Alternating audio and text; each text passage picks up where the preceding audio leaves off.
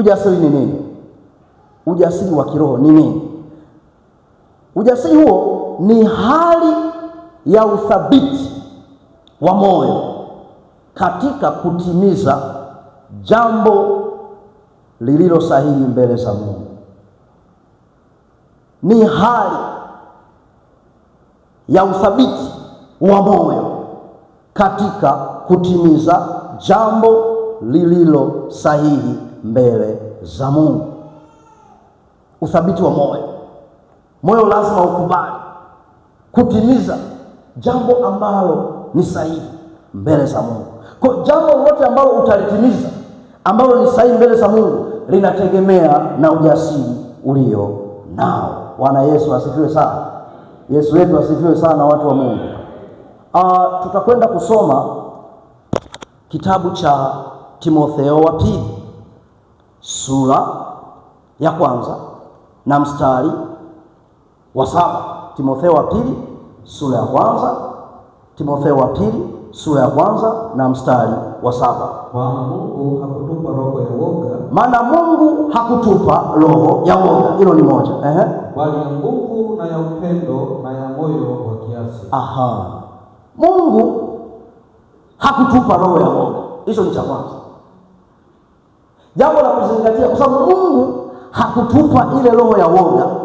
Maana yake ni kwamba kama hakuna woga kwenye moyo wako, kuna nguvu. Yesu asifiwe sana.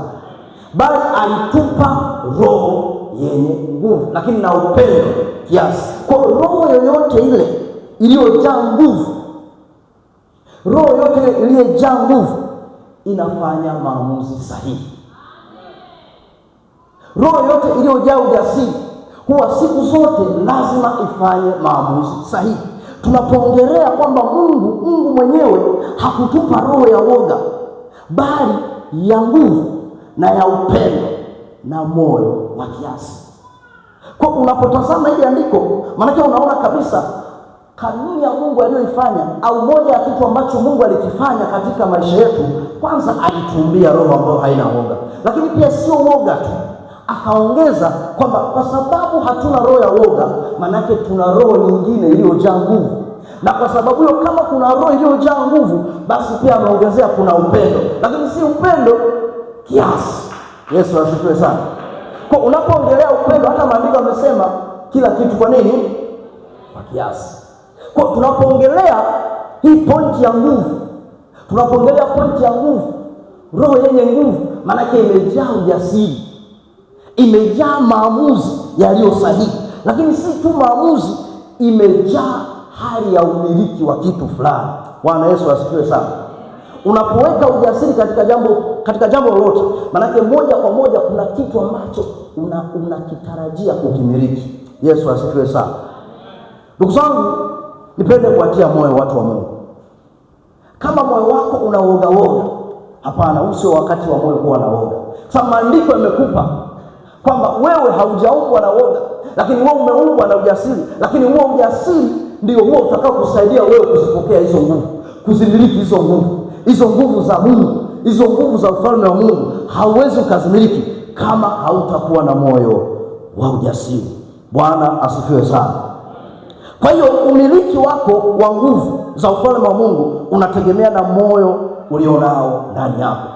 Kwa tafsiri nyingine ni kwamba kama wewe una moyo ambao umejaa woga, maana yake ni moja kwa moja huna mamlaka ya kumiliki ile nguvu ya ufalme wa Mungu. Yesu atusaidie sana. Lakini kama una moyo uliojaa nguvu, maana yake nyingine una mamlaka ya kumiliki. Una mamlaka ya kumiliki hizo nguvu. Kwa sababu hizo nguvu ni ahadi ambayo Mungu aliachia. Akasema mtaipokea. Sasa wewe ni kuchagua. Kwa kumiliki nguvu au kutoa kumiliki nguvu kunategemea na chaguzi lako wewe. Yesu atusaidie sana. Kwa utakapochagua kumiliki nguvu, umechagua ujasiri. Amina, watu wa Mungu. Utakapochagua kumiliki nguvu za ufalme wa Mungu, umechagua ujasiri. Yesu asifiwe sana. Kwa hiyo kwa mantiki hiyo sasa, Mungu anatuasa. Neno linatuambia ya kwamba kwa sababu tumebeba roho yenye nguvu, kwa sababu tumebeba roho iliyojaa ujasiri, manake kwa namna yoyote ile, kwa vyovyote vile, nguvu za Mungu, nguvu za ufalme wa Mungu ni halali yetu. Yesu asifiwe sana. Yaani nguvu za ufalme wa Mungu ninasema ni halali yako. Kwa nini? Kwa sababu umeibeba nguvu, umebeba ujasiri. Kwa Mungu atakushangaa unasema umeokoka alafu hauna nguvu. Yesu atusaidie sana. Kwa Mungu anashangaa, ndio umeokoka, lakini anashangaa mbona akitazama moyo wako haioni ile nguvu, na umeokoka. Kwa umeshindwa kutumia ile mamlaka uliopewa. Kwa mamlaka uliopewa ni umiliki wa hiyo nguvu ya ujasiri. Amina, watu wa Mungu. Yesu asifiwe sana. Tuko pamoja, watu wa Mungu. Wangapi wanaelewa kidogo? Ashukuriwe Yesu, ashukuriwe Yesu. Kwa tuna nguvu, ipo nguvu tulio nayo. Mioyo yetu sio legelege, mioyo yetu imejaa nguvu. Maana kama umejaa nguvu, una kila mamlaka ya kumiliki kile ambacho Mungu amekiachilia. Yesu asifiwe sana. Kwa hiyo hatulegei. Kwa hiyo hatulegei. Bali japokuwa utu wetu wa nje unachakaa. Aha, kumbe kuna utu wetu wa nje watu wakiuona wanaona umechakaa. Lakini utu wetu wa ndani unafanywa upya siku kwa siku. Aha, kumbe ule utu wa ndani, ule utu wa ndani ambao tunaongelea moyo, kila itwapo leo huwa ni mpya. Kwa ijapokuwa watu watakutazama umechoka, jamani, choka kweli huyu. Wakikutazama kwa jamii, choka kweli, sawa. Lakini maandiko yanasema hatulegei. Ijapokuwa utu ule wa nje unachakaa. Sababu utu wa nje unaonekana kwa macho ya nyama. Yesu atusaidie sana. Kwa ule utu wako wa nje ambao watu wanautazama, huwa wanautazama kwa macho nini? Ya kawaida. Kumbe Mungu atazamavyo, anasema utu wetu wa ndani unafanywa upya kila itwapo leo. Yesu asifiwe sana. Kwa mantikio, kama utu wako wa ndani unafanywa upya kila itwapo leo. Kwa maana yake nini? Maana yake ni kwamba kama kulikuwa kuna nguvu imepotea, kila itwapo leo nguvu inafanyaje? Inaongezwa. Yesu asifiwe sana. Hiyo ndio tafsiri kwamba nguvu inaongezwa. Ijapokuwa utu wa ndani utu wa nje unaonekana umechakaa, sawa, lakini ule utu wa ndani unazidi kuboreshwa, unaboreshwa. Yesu asifiwe sana. Unaboreshwa kwa nini? Sababu Mungu anaachilia nguvu. Mungu anaachilia ule ujasiri. Mungu anaachilia ule ustawi wa moyo. Yesu asifiwe sana. Kwa anaposema kwa hiyo hatulegei, bali ijapokuwa utu wetu wa nje utachakaa, lakini utu wetu wa ndani unafanywa upya kila siku. Kwa maana nyingine, maisha yetu ya kawaida haya tunayoyaishi ya duniani yanakukata tamaa, yanakuvunjwa moyo, yana kila aina ya majaribu hapa katikati. Yesu atusaidie sana. Lakini maandiko yanatuambia kwamba pamoja na kwamba hayo yote yanatokea, pamoja na kwamba watu wamekukataa, pamoja na kwamba unaona mambo hayaendi, pamoja na kwamba unaona biashara haziendi, pamoja na kwamba unaona mipango haiendi, hiyo isiwe sababu ya wewe kuacha kumtumainia Bwana. Sababu kuna tumaini lingine, kwamba ule utu wa ndani, ule moyo ambao Yesu anauangalia. Sikiliza nikwambie, ambacho watu wanakosea sisi, unajua sisi watu tunaangalia nje.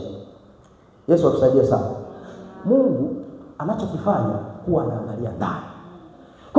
Kwa nje watu wanaweza wakaona kwamba huyu mtu amechoka kabisa, huyu mtu anapitia mazito jamani, asaidiwe huyu mtu jamani. Watu wanaona hivyo, ni macho yale ya kawaida, lakini kumbe ndani hawajui huyu jamaa amebeba kitu gani. Yesu asifiwe sana. Kwamba hawajui kwamba kuna kitu ambacho huyu mtu amekibeba.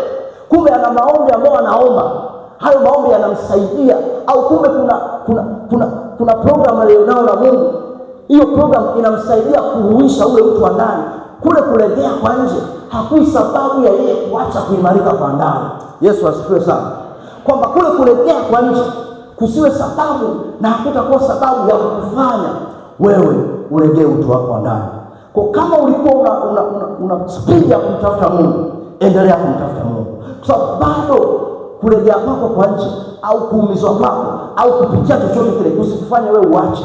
Yesu asifiwe sana. Kwa hali kama hiyo, kwamba tumesisitizwa, hatujaumbwa kwa hali au kwa roho ya kulegea. Hapana. Kwa kama unakiri, ni wewe ni kusema kabisa, Mungu, wewe umesema mimi nimeumbwa, yaani mtu wangu wa ndani, hata kama watu wanaona nimechoka, yaani mimi kwako ndo naendelea kuimarika. unamwambia Mungu, na unaposema ule utu wa ndani unafanyaje? Unaimarika. Yesu wetu asifiwe sana. Ukisoma kitabu cha Yoshua sura ya 1 mstari wa 5 mpaka wa 7, kuna kitu nataka tujifunze hapa.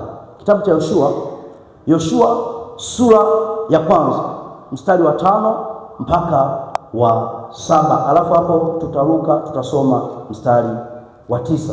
Hebu soma hapo msomaji wangu. Hapata kuwa na mtu yeyote atakayeweza kusimama mbele yako siku zote za maisha yako. Hapata kuwa na mtu yoyote atakayeweza kusimama mbele yako siku zote za maisha yako. Kama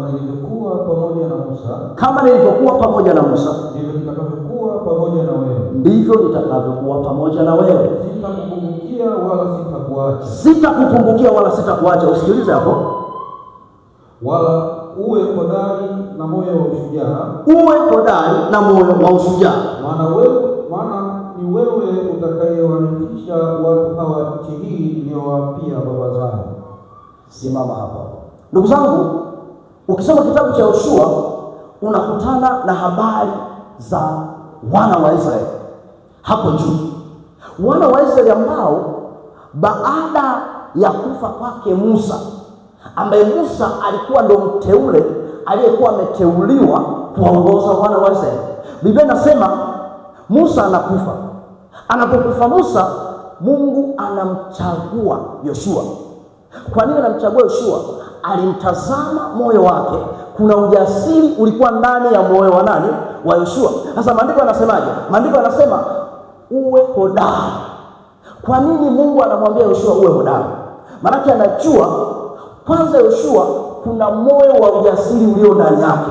Ukisoma maandiko hapa, angekuwa mtu mwingine, baada ya kuona ile hali ya wana wa Israeli walivyokuwa wakipita, kwa mtu mwingine Yoshua angesema hapana. Lakini kumbuka, Mungu alimuona Yoshua kwamba huyu jamaa ananifaa kuwaongoza hawa wana wa Israeli. Alitazama ujasiri aliyokuwa nao Yoshua, na baada ya kutazama ujasiri, Mungu anaendelea kumtia moyo, Mungu anaendelea kumwongezea imani, Mungu anaendelea kumwambia uwe hodari na moyo wa ushujaa.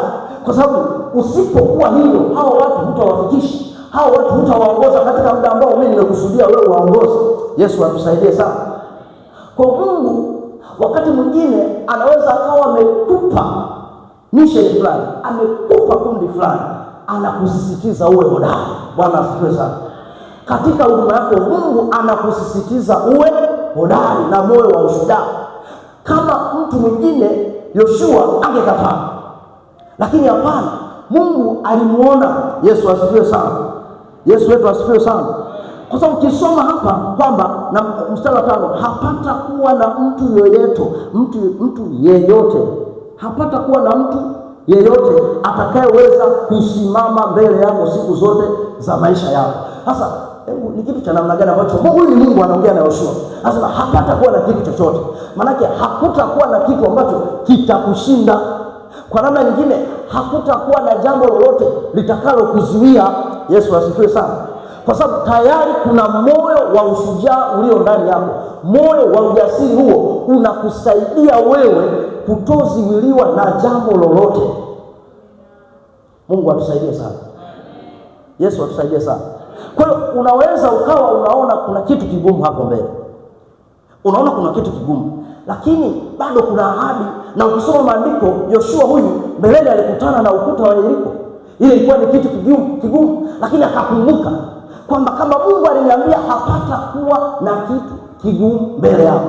Unaona mission ambayo Mungu alimwambia, unaona namna gani ambapo maelekezo yalipotokea, kwamba ule ukuta kwa mwingine angefika pale akasema, Mungu wewe uliniambia hapata kuwa na kitu kigumu, sasa mbona naona ukuta? Yesu atusaidie sana. Mungu wewe uliniambia hapata kuwa na kitu kigumu mbele yangu, mbona naona ukuta, nafanyeje? Lakini kwa sababu Yoshua tayari alikuwa na moyo mwingine. Yesu asifiwe sana. Huo moyo nataka uumbike ndani yako. Bwana asifiwe sana. Huo moyo uumbike ndani yetu wote. Moyo wa ushujaa, moyo wa kutokukubali kushindwa. Yaani moja ya kitu ambacho Mungu huwa anapenda